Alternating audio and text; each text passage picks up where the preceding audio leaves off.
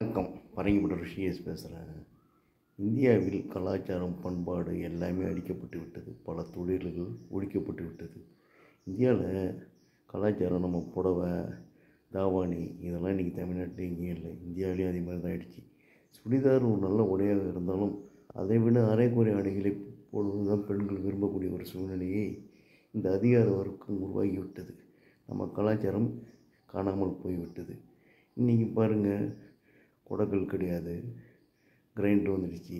விஞ்ஞான கண்டுபிடிப்பு வந்ததில் உலக்க கிடையாது, அம்மி கிடையாது, மிதிவண்டி கிடையாது, சைக்கிள் கிடையாது. இதெல்லாம் ஓட்டாதால் உடல் ஆரோக்கியம் பாதிக்குது. விளையாட்டு கிடையாது, செல்ஃபோன் வந்ததால். இப்படி விளையாட்டுலாம் மறந்து விட்டோம். இப்படி பல விஷயங்களை மறந்து விட்டு நம்ம பெருமையை மட்டும் பேசிக்கிட்டு இருக்கிறோம் ஒழிய கைத்தறி கிடையாது. பல தொழில்கள் இன்று நசுக்கப்பட்டு இருக்குது. நம்ம பெரிய வளர்ச்சி அடைகிறோம்னு பல தொழில் பரவலாக்கள் நசுக்கப்பட்டிருக்கு. இதெல்லாம் யாரையுமே எடுத்துக்கல கவனத்தில். இந்தியாவை இந்த ஆட்சியாளர்களும் அதிகார வர்க்கமும் நாசம் பண்ணிக்கிட்டு இருக்குது. நம்ம பசங்க பண்பாட்டை மறந்துடுச்சிங்க. அந்த பிள்ளைங்களாம் தப்பான வழியை நோக்கிக்கிட்டு அதுங்க போட்டுற ட்ரெஸ்ஸை பார்த்தாலே அசிங்கமான ஒரு ட்ரெஸ்ஸை போட்டுக்கிட்டு வருவது இந்தியாவுடைய நாகரிகமாக? நம்ம பண்பாடு என்ன, கலாச்சாரம் என்ன? இன்றைக்கி கலாச்சாரத்துடைய கட்சி இன்றைக்கி மத்திய ஆளுது. இப்படி அந்த கட்சி என்ன சொல்கிறாங்க, இந்த மாதிரி இதை தான் உருவாக்குறதுக்கு தான் இதாச்சா. இன்ஃபர்மேஷன் டெக்னாலஜி வந்தது, ஐடி வந்தது. ஐடி ஃபீல்டு வந்த பிறகு இந்தியா சுத்தமாக நாசமாக்கப்பட்டு விட்டது. ஐடி ஃபீல்டே ஒரு திருட்டு ஃபீல்டுன்றது யாருக்கும் தெரியாது. இந்தியாவில் ஒரு பேரும் அமெரிக்காவில் ஒரு பேரும் வைத்துக்கொண்டு பணத்தை திருட்டுத்தனமாக சம்பாதிக்கிற ஒரு மெத்தடுக்கு இன்ஃபர்மேஷன் டெக்னாலஜி. இதெல்லாம் என்னத்தை சொல்கிறதுக்கு இருக்குது. இதுதான். ஆனால் உழைப்பு என்பது இல்லாமல் போய் கொண்டு இருக்கிறது. இன்றைக்கி அறிவுக்கு வேலை இல்லை, உடல் உழைப்புக்கு வேலை இல்லை. இன்றைக்கி வேறு மாதிரியான கலாச்சாரத்தை நோக்கி இந்தியாவை கொண்டு சென்றிருக்கிறார்கள் இந்த அதிகார வர்க்கத்தினர், ஆட்சியாளர்கள். இதெல்லாம் யார் யோசிக்கிறா? இன்றைக்கி எல்லாத்துலேயும் ஊழல், லஞ்சம் இல்லாத இடமே இல்லை. லஞ்சம் லஞ்சம் லஞ்சம் அப்படி ஊழல். எந்த ஒரு அரசு அதிகாரிகளும் சரியாக செயல்படுறார்கள் கேட்டால் இல்லை.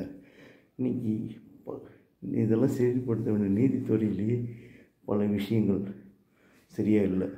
அப்படி தான் பார்க்கும்போது நம்ம என்னத்தை சொல்கிறது? அப்போ அந்த அளவுக்கு இந்தியாவை நாசமாக்கிட்டானுங்க இந்த அதிகார வர்க்கத்தினர். வெள்ளைக்காரன் போய் கொள்ளைக்காரன் வந்தான். கொள்ளைக்காரன் இந்தியாவுடைய கலாச்சாரம், பண்பாடு எல்லாத்தையும் நாசமாக்கிட்டு நாங்கள் வளர்ச்சி அடைந்துருன்ட்டு அவன் கட்சிக்கு கொள்ளடித்து பணத்தை சேர்த்துக்கிறான்.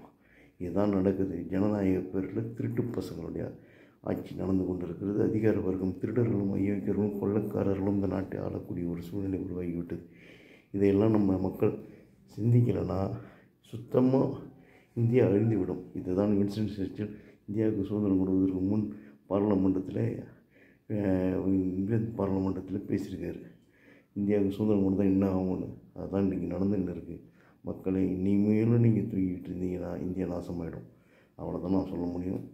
பார்த்துங்க, அது உங்கள் கையில். நீங்கள் தான் முடிவு பண்ணணும். இதுக்கு மேலே எதையும் சொல்ல முடியாது.